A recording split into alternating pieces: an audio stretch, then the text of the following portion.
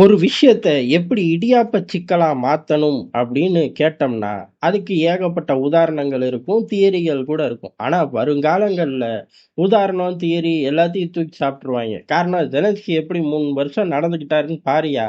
அத அப்படியே புத்தகமா போட்டு வித்துறேன்.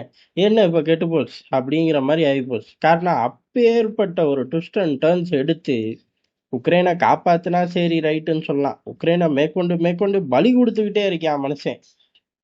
அப்படி இப்ப என்னதான் ஒரு யூ டர்ன் போட்டாரு? எப்பயும் அவரு செய்யறது தானே! அப்படின்னு கேட்டா, இந்த தடவ புதுவிதமான ஒரு யூ டர்ன். அதாவது டொன்பாஸ் ஏரியால 10% வச்சிருக்கோன்னு உக்ரைன் கிளைம் பண்ணுது.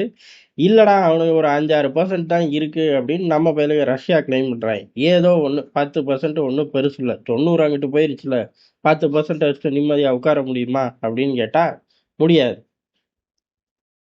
ரஷ்யா சொல்றது பேச்சுவார்த்தை டேபிள்ல உட்காரும்போதே டொனட்ஸ், லுகான்ஸ் பகுதிய ரஷ்யா வசம் விட்டுரு. நாங்க கொடிய பறக்க விட்டு பேச்சுவார்த்தை டேபிள்ல உட்காருவோம்.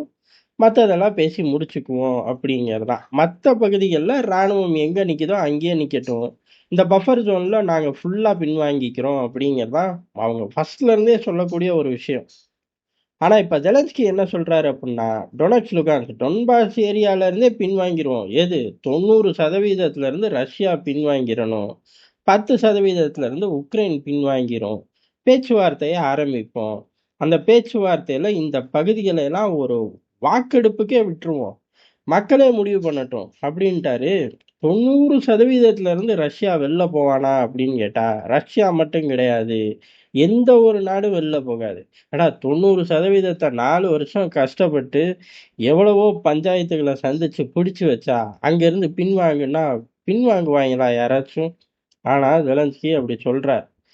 ஒருவேள அதாவது வெளிப்படையா இத சொல்றாரு. மறைமுகமா அமெரிக்காவுக்கு இன்னொரு கோரிக்கை வச்சிருக்காரு. இதுக்கு அவர்கள் ஒத்துக்கல அப்படின்னா, வாக்கெடுப்பு நடத்தணும். ரஷ்யா இருக்கிற சைடும் சரி, உக்ரைன் இருக்கிற சைடும் சரி, இன்டர்நேஷனல் படைகள் நின்னுக்கணும். வாக்கெடுப்பு நடத்தணும் அப்படிங்கிறாரு. இந்த வாக்கெடுப்புல என்னத்த கிழிக்க போறாருன்னு தெரியல. இங்க பிரச்சனையே என்ன அப்படின்னா, முதல்ல உனக்கு வாக்கெடுப்பு எடுக்கணும். உன்னோட பதவி காலம் முடிஞ்சு கொள்ள வருஷம் ஆயிப்போச்சு அப்படின்னு தான் ட்ரம்ப்பும் சொல்றார். ரஷ்ய அதிபர் புட்டினும் சொல்றார். அப்படி இருக்கும்போது ஜெலன்ஸ்கி புதுவிதமா கம்பு சுத்துறார். இது எவ்வளவு நாள் இவருக்கு தாக்கு பிடிக்கும்னு தெரியல. காரணம் ஹங்கேரி தடை போட்டிருக்கு. அப்ப ஐரோப்பால இருந்து ஃபண்ட் ஃப்ளோ ஆகாது. இந்த மாதிரி பேசிக்கிட்டு திரியும் போது அமெரிக்காவும் சப்போர்ட் பண்ணி ஹங்கேரிட்ட ஃபண்டை ரிலீஸ் பண்ணுன்னு சொல்ல போறது இல்ல. இதுக்கு நடுவுல ஹங்கேரி ஒரு பஞ்சாயத்தை கொண்டு வருது.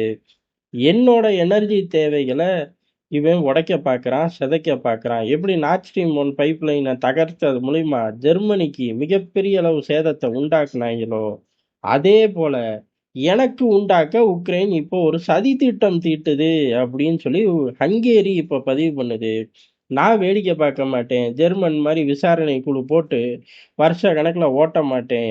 ஏதாச்சும் எனக்கு எனர்ஜி டிவிஷன்ல ஏதோ ஒரு பஞ்சாயத்து கப்பல் எதார்த்தமா கடல்ல முழுகிச்சுனா கூட நீ தாண்டா பொறுப்பு, உன்னைய தான் மிதிப்பேன்னு சொல்லி ஆக்ரோஷமா ஸ்டேட்மெண்ட் விட்டுருக்கார்கள். ஜெலன்ஸ்கி செய்யக்கூடிய ஆள். இந்த யுத்தத்தை முதல்ல இருந்து பார்க்கக்கூடிய எல்லாருக்கும் தெரியும். இந்த மாதிரி வேலையை செய்யணும்னா மட்டும் ஜெலன்ஸ்கிக்கு அப்படியே வீரம் பொங்கிட்டு வந்து செஞ்சிருவாரு. இது வீரமும் கிடையாது. இருந்தாலும் அவர் அப்படி நினைச்சுக்கிட்டு பொங்கிட்டு வந்து இந்த மாதிரி திருட்டுத்தனத்தை செஞ்சுட்டு போயிருவாரு. இப்ப இந்த பஞ்சாயத்து கூட. காரணம் ஹங்கேரி சும்மா இருக்காது. பெரிய அளவு ஐரோப்பால ஒரு பிரளயத்தையே உருவாக்கி விட்டுருவாங்க. இப்படி ஒட்டு மொத்தமா எல்லா டைரக்ஷன்லயும் பஞ்சாயத்தை கொண்டுகிட்டு வந்துடுறாரு. எது ரஷ்யா பக்கமும் இப்ப இந்த இவரோட கண்டிஷனை கேட்டாலே மண்டை சூடேறிடும் ரஷ்யர்களுக்கு. ஹங்கேரி சொல்ற இந்த ஸ்டேட்மெண்ட்டை உண்மையா இருக்கும்னு ஐரோப்பாவுக்கு நல்லா தெரியும். ஒத்துக்க மாட்டாங்களே ஒழிய உண்மையா இருக்கும் அப்படின்னு நல்லா தெரியும். அவனுங்களுக்கும் மண்டை சூடேறிடும். பேலன்ஸ் இருக்கிறது யாரு? அமெரிக்கா மட்டும்தான். அமெரிக்காவுக்கும் கோவத்தை கொடுக்குற மாதிரி இன்னொரு ஸ்டேட்மெண்ட். ஒரே நாள்ல எல்லாரையும் வச்சு செய்றேன் பாரு அப்படிங்கிற மாதிரி மனுஷன் 3 சம்பவத்த பண்ணி வச்சிருக்காரு. ஆனா அதுல மைலேஜ் இருக்கான்னு கேட்டா, நம்ம ஆட்களுக்கு எல்லாருக்குமே தெரியும். ஜெலன்ஸ்கி செய்யற எதுலயுமே உக்ரைனுக்கும், ஜெலன்ஸ்கிக்கும் மைலேஜே கிடையாது. வேணா பேப்பர்ல எழுதி ஜோப்ல வச்சுக்கலாமே ஒழிய, வேற எதுவும் உதவாதுன்னு நம்ம எல்லாருக்கும் நல்லாவே தெரியும். அப்படிதான் அமெரிக்காவையும் சீண்டிட்டாரு. அதாவது இப்படி ஒரு ஒப்பந்தத்த உருவாக்கல. ரஷ்யாவுக்கு ஃபேவரா ஒரு ஒப்பந்தத்த உருவாக்கிட்டாரு. உக்ரைனுக்கு அநீதி தான் நடக்குது. உக்ரைன் நிலத்த தந்துட்டு வேடிக்கை பார்க்குற மாரி ஆயிருச்சு அப்புட்ன்னா, ஒரு நாளும் ஒரு பொழுதும் வரலாற்றுல உக்ரைனியர்கள் அமெரிக்கர்களை மன்னிக்க மாட்டார்கள் அப்படின்னு சொல்லிட்டாரு. அவனுங்க சும்மாவே ஆடுவாங்க. சலங்கைய கட்டி விட்டா ஆட மாட்டாங்களா? எதார்த்தமான உண்மை என்னன்னா, இது அம்புட்டுக்கு காரணம் அமெரிக்கா தான்.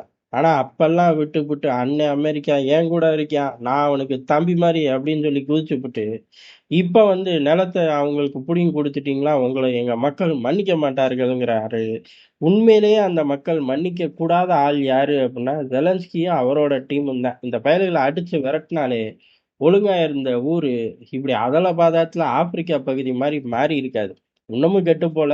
இப்பவும் சுதாரிச்சா கூட பழமையான ஒரு பாதைக்கு திரும்ப முடியும். இல்லை, இன்னமும் இந்த ஆள் தான் தெய்வ தூதர் அப்படின்னு நினைச்சிருந்தாங்க. இவனுங்கள காப்பாத்துறது ரொம்ப கஷ்டம்.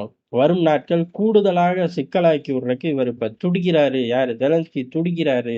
ஆனா அண்ணன் அமெரிக்காவும் ரஷ்யாவும் முடிக்கிற மூடு இருக்கிறனால அநேகமா பயப்புல ஒத்து வராட்டி இவருக்கே டிக்கெட்டை கிழிக்கிறதுக்கு 1000 வாய்ப்புகள் இருக்கு. ஜெலன்ஸ்கி அது தெரிஞ்சுக்கிட்டு தெரியாத மாரி நடிக்கிறாரா? அப்படிங்கிறதும் ஒரு முக்கியமான கேள்வி. ஆனா தெரியாம இருக்காது. தெரியாத மாரி நடிக்கிறாரு. அதனால சீக்கிரம் இந்த விவகாரம் அடங்கும் அப்படிங்கிறது தான் எதார்த்தமான உண்மை.